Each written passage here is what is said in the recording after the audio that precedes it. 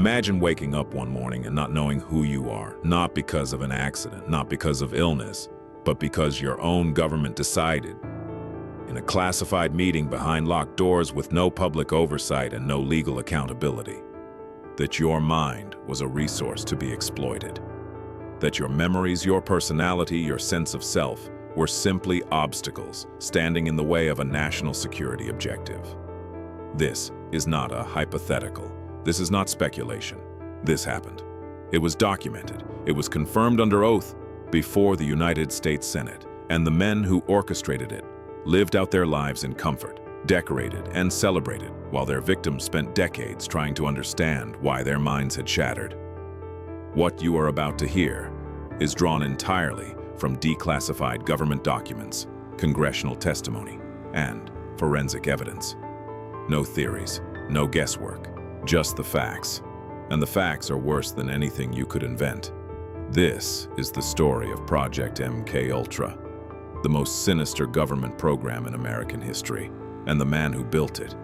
To understand how a program this monstrous was allowed to exist, you have to understand the world that created it. It is 1950. The United States and the Soviet Union are locked in the most dangerous standoff in human history. Both sides have nuclear weapons. Both sides know it. The entire planet lives under the permanent shadow of total annihilation. And every intelligence agency in the Western world is operating in a state of near constant panic. But American officials have a new fear, something they believe might be even more dangerous than a bomb. American soldiers captured during the Korean War are appearing on television confessing to crimes they never committed, praising communism and denouncing their own country. The military calls it brainwashing. And whether it was real or staged, the effect on American intelligence was electric. If the enemy had found a way to reach inside a man's mind and rewrite what was there, then the question was no longer, could it be done? The question was, why weren't we doing it first? In 1953, CIA Director Allen Dulles officially authorizes a new program, codenamed MKUltra. Its stated purpose is to develop techniques for mind control, interrogation, and psychological manipulation that could give American intelligence an edge in the Cold War.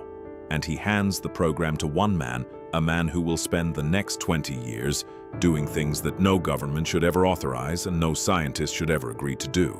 His name is Sidney Gottlieb. On paper, he is utterly unremarkable. A chemist, a government bureaucrat. He liked folk dancing. He had a club foot and a slight stutter. But behind the most classified doors in the American intelligence apparatus, Sidney Gottlieb was quietly building a machine to destroy the human mind. MKUltra was not a small operation. It was not a rogue experiment run by a handful of reckless scientists in a basement. At its peak, it comprised over 150 individual sub-projects, running simultaneously across more than 80 institutions, universities, hospitals, prisons, and military facilities spread across the United States and Canada. The CIA funded it through a network of fake, charitable foundations specifically created to obscure the money trail. Researchers at elite institutions received government grants without knowing who was actually paying the bills or why. The program's central goal was something that sounds like science fiction, but was treated by serious men in serious positions of power as a legitimate national security priority. Gottlieb wanted to find a way to completely erase a human personality and replace it with something new. He believed that if trauma and chemical manipulation could break a mind down far enough, it could be rebuilt, programmed, like a machine, to believe, confess, or behave in any way the CIA required. LSD was the tool he chose to explore this theory, and the scale of the CIA's LSD program was extraordinary. They purchased the entire global supply of the drug from Sandoz, the Swiss pharmaceutical company that had first synthesized it, and began administering it to subjects across the country, often without any warning, any consent, and any follow-up care. The subjects were not enemy combatants. They were not volunteers who understood the risks. They were mental patients, prison inmates, patients in Veterans Administration hospitals, ordinary American citizens in bars and restaurants who had no idea that the man sitting next to them worked for the Central Intelligence Agency. There was a program called Operation Midnight Climax, in which the CIA set up front apartments in San Francisco and New York, hired sex workers to bring men back from the streets, and then dosed the unknowing subjects with LSD, while CIA agents watched through two-way mirrors, taking notes, recording reactions, treating human beings as laboratory specimens to be observed and discarded.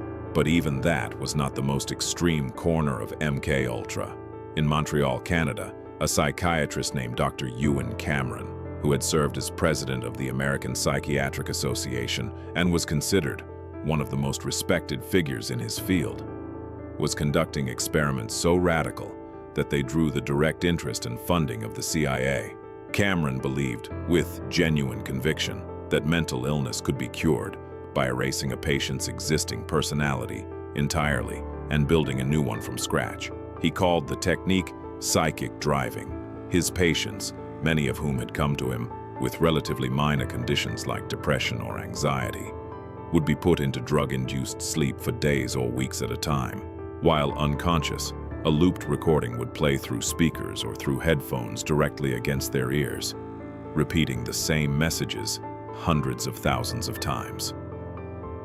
Cameron believed this could implant new beliefs, new memories, new identities directly into an unresisting mind. What it actually did was cause catastrophic, permanent neurological damage. One patient, a young woman named Linda McDonald, entered Cameron's facility able to function, to work, to raise her children. She left not knowing her own name. She could not recognize her family. She had to be taught from the beginning how to eat and how to use a toilet. The CIA paid for every session. Frank Olson was not a victim who wandered into MKUltra by accident. He was one of the insiders. An Army scientist who worked at Fort Detrick in Maryland on biological warfare research. Olson had been collaborating with the CIA since the early days of the program. He knew what MKUltra was. He had attended meetings. He understood what was being done and to whom. And for years that knowledge had apparently not troubled him enough to make him act. But in November 1953, something changed. Gottlieb organized a retreat for senior program personnel at a private lodge at Deep Creek Lake in the mountains of western Maryland. After dinner, he spiked the Cointreau, the after-dinner liqueur, with a heavy dose of LSD. He did not tell anyone. 20 minutes later, the drug began to take effect on 8 scientists who had no idea what was happening to them. Olson's reaction was severe. In the days that followed, he became withdrawn and agitated. He told his wife that he had made a terrible mistake. He told colleagues at the CIA that he wanted to leave the program. He was becoming, in the clinical language of intelligence work, a liability, a man who knew too much and was no longer reliable enough to keep the secret. On November 28, 1953, 9 days after being secretly dosed with LSD, Frank Olson fell from the window of room 1018A of the Hotel Statler in New York City. He was 43 years old. The CIA officer sharing the room with him, a man named Robert Lashbrook, called the hotel operator immediately after the fall, and the operator later recalled that the first thing Lashbrook said was not a cry for help or an expression of shock. It was a calm, flat statement. He's gone. The official ruling was suicide. His family was told almost nothing. His wife, Alice, began drinking heavily and eventually lost her job. His son, Eric, spent the next 4 decades of his life unable to move past the mystery of what had happened to his father. Then, in 1994, Eric Olson had his father's body exhumed. A forensic pathologist from George Washington University Law School named James Starrs conducted a second autopsy. He found a hematoma above the left eye and a laceration on the chest. Both injuries consistent with blunt force trauma sustained before the fall and inconsistent with the impact of hitting the pavement below. Starrs publicly stated his conclusion. Frank Olson had not jumped. He had been struck and then put through the window. The case has never been formally reopened. Robert Lashbrook is dead. Sidney Gottlieb is dead. Whatever happened in room 1018A in the early hours of that November morning is beyond legal reach now. What remains is the documentary record, and the documentary record shows that Gottlieb dosed Olson without his consent, that Olson immediately began expressing a desire to leave the program, that he was taken to New York under CIA supervision, and that he died 9 days later in circumstances that a forensic expert concluded were not consistent with suicide. For 20 years, MKUltra operated in almost total secrecy. The CIA had built its concealment infrastructure carefully. The fake foundations, the indirect grants, the institutional distance between Langley and the researchers carrying out the actual work. Most of the scientists involved at the university and hospital level had no idea they were working for American intelligence. The program was, by design, almost impossible to trace from the outside. But in 1973, things began to unravel.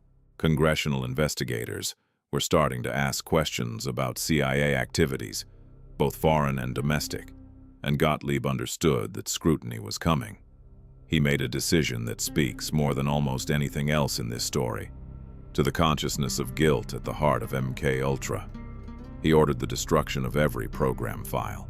Years of experiment logs, subject records, research findings, financial documents, everything that could connect the CIA to what had been done, was shredded and burned. But they missed something.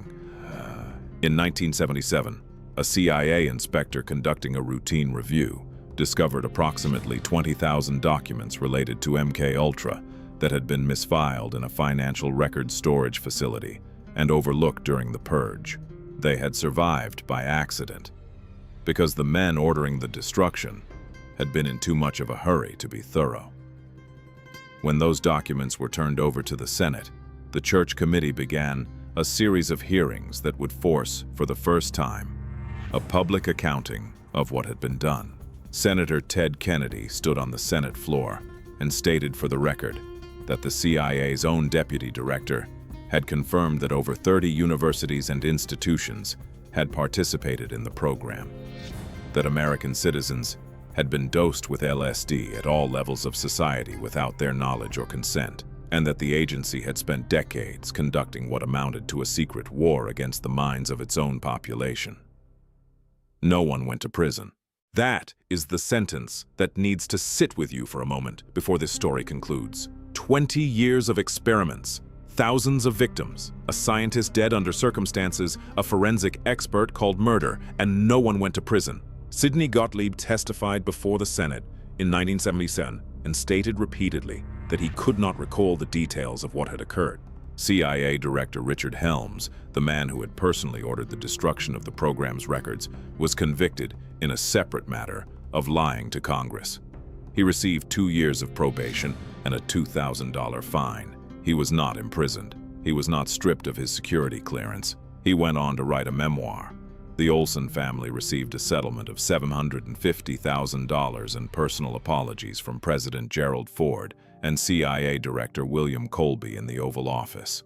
The official cause of Frank Olson's death remained in the government's records: suicide. Sidney Gottlieb retired to a farm in Virginia where he raised goats, read Sanskrit, and practiced meditation. He died in 1999 at the age of 80 in his own bed. The government he served awarded him the Distinguished Intelligence Medal. In December 2024, just months before this video was made, the National Security Archive and ProQuest released a new collection of more than 1,200 declassified MKUltra documents, the most comprehensive public release in the program's history. Researchers are still working through them. They are finding details that were not previously known. 70 years after this program began operating in the shadows of American government, the full picture is still being assembled, which means the story is not finished, which means the accounting is not complete. The question MKUltra leaves us with is not simply what they did, though what they did was monstrous. The deeper question is how they were allowed to do it. What systems of oversight failed? What institutional cultures made it possible for serious credentialed men to decide that other human beings were raw material to be broken down and reshaped? And what it tells us about the distance always shorter than we want to believe. Between a government that serves its people and one that has decided, quietly and in secret, that its people serve it. Because the most disturbing thing about MKUltra is not the experiments themselves. It is the impunity. It is the fact that the architect of the program died at home, celebrated, while his victims died in walk-up apartments in Greenwich Village, in suburban houses where the curtains were always drawn, in states of confusion and damage that no one in authority ever acknowledged causing. That gap between what was done and what was answered for is the thing this story leaves behind. And it does not close. If you stayed with this story to the end, you now know more about MKUltra than most people who were alive when it was happening. History has a way of burying the things it is ashamed of, filing them in rooms no one checks, shredding them when the investigators get close, or simply letting time do the work that fire cannot. This channel exists to pull those stories back into the light. Subscribe if you want to keep going. Next week we go somewhere just as dark and just as real.